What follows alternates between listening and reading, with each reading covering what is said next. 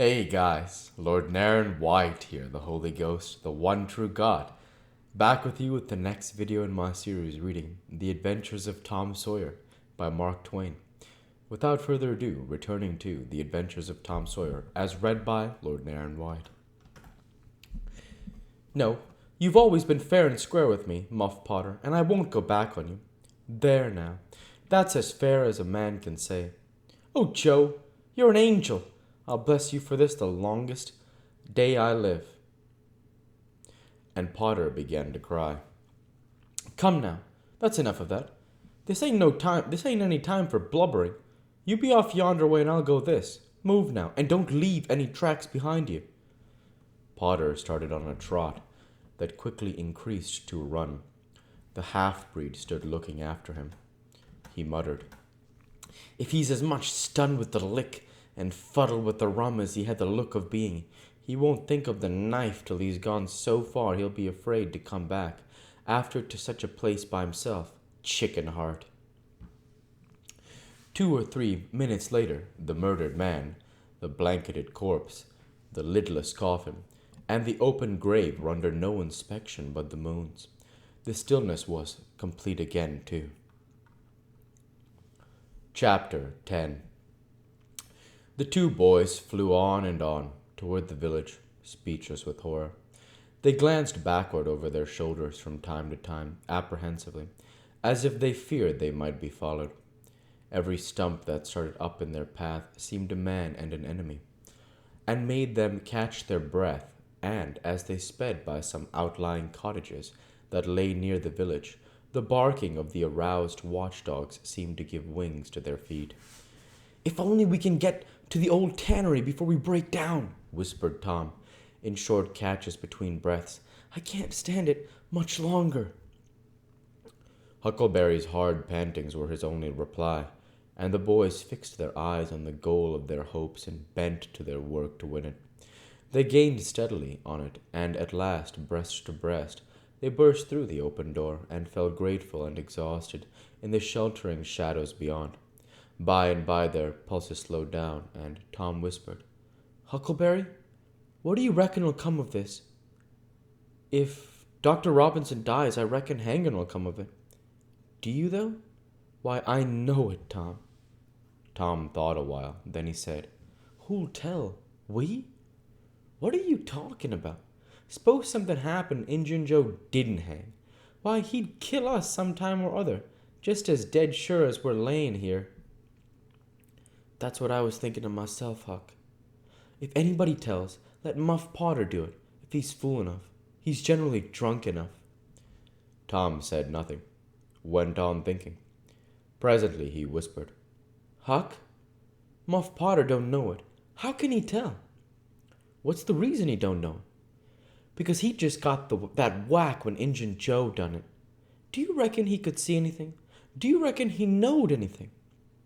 By hokey, that's so Tom. And besides, looky here, maybe that whack done for him. No, 'tain't likely Tom. He had liquor in him. I could see that. And besides, he always has.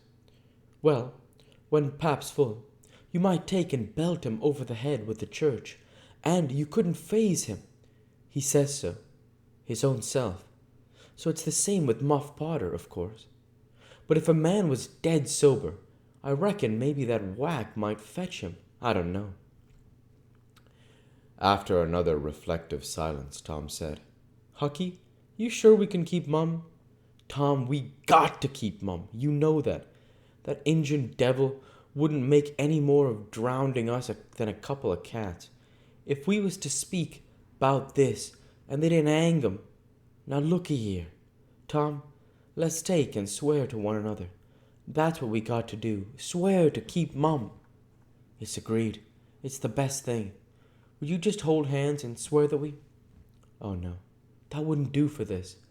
That's good enough for little rubbishy common things, especially with the gals, 'cause they go back on you anyway, and blab if they get in a huff. But there other arter be writing, 'bout a big thing like this, and blood. Tom's whole being applauded this idea. It was deep and dark and awful. The hour, the circumstances, the surroundings were in keeping with it. He picked up a clean pine shingle that lay in the moonlight, took a little fragment of red keel out of his pocket, got the moon on his work, and painfully scrawled these lines, emphasizing each slow-down stroke by clamping his tongue between his teeth and letting up the pressure on the upstrokes. Huck Finn and Tom Sawyer swears they'll keep mum about this, and they wish they drop down dead in their tracks if they ever tell and rot. Huckleberry was filled with admiration of Tom's facility in writing, and the sublimity of his language. He at once took a pin from his lapel and was going to prick his flesh, but Tom said, "Hold on, don't do that. A pin's brass. It might have verdigris on it." "What's verdigris?" "It's poison." "That's what it is. You just swallow some of it once, you'll see." So Tom unwound the thread from one of his needles, and each boy pricked the ball of his thumb and squeezed out a drop of blood. In time, after many squeezes, Tom managed to sign his initials, using the ball of his little finger for a pen. Then he showed Huckleberry how to make an H and an F, and the oath was complete. They buried the shingle close to the wall with some dismal ceremonies and incantations, and the fetters that bound their tongues were considered to be locked and the key thrown away. A figure crept stealthily through a break in the other end of the ruined building now, but they did not notice it. "Tom," whispered Huckleberry, "does this ever keep us from ever telling? Always?" "Of course it does.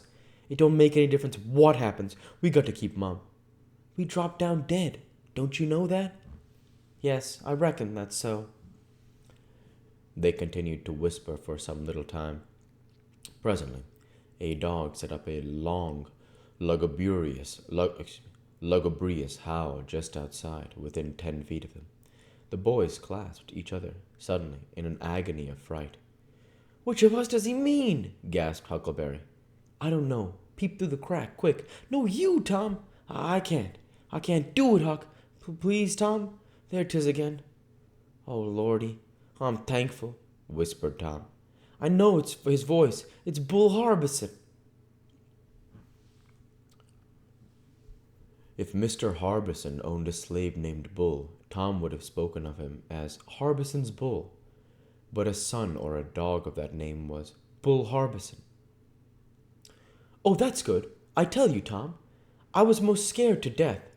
I'd bet anything if it was a stray dog." The dog howled again. The boy's heart sank once more. "Oh, no, that ain't no Bull Harbison," whispered Huckleberry. "Do, Tom." Tom, quaking with fear, yielded and put his eye to the crack. His whisper was hardly audible when he said, "Oh, Huck, it's a stray dog." "Quick, Tom, quick. Who does he mean?" "Huck, he must mean us both. We're right together." "Oh, Tom, I reckon we're goners. I reckon there ain't no mistake 'bout where I'll go to. I've been so wicked." "Dad, fetch it. This comes of playing hockey and doing everything a feller's told not to do. I might a been good, like Sid, if I'd a tried, but no, I wouldn't, of course. But if ever I get off this time, I'll just waller in Sunday schools." And Tom began to snuffle a little. "You bad!" And Huckleberry began to snuffle too. "Consound it, Tom Sawyer. You're just old pie, 'longside of what I am. Oh, Lordy, Lordy, Lordy, I wished I'd only had half your chance." Tom choked off and whispered, "Look, Hucky, look, he's got his back to us." Hucky looked, with joy in his heart. "Well, he has, by jingoes. Did he ever before?" "Yes, he did. But I, like a fool, never thought. Oh, this is bully, you know. Now, who can he mean?" The howling stopped. Tom pricked up his ears. "Shh! What's that?" he whispered. "Sounds like hogs hunting. Oh, excuse me, like hogs grunting. No, it's somebody snoring, Tom." That it is. That is it. Whereabouts is it, Huck? We'll go ahead and stop there for this week. As usual, I want to say thank you for watching, and I hope you enjoyed. Please like, comment, and subscribe, as it greatly helps the channel. Light be with you all. Take care, and thanks again.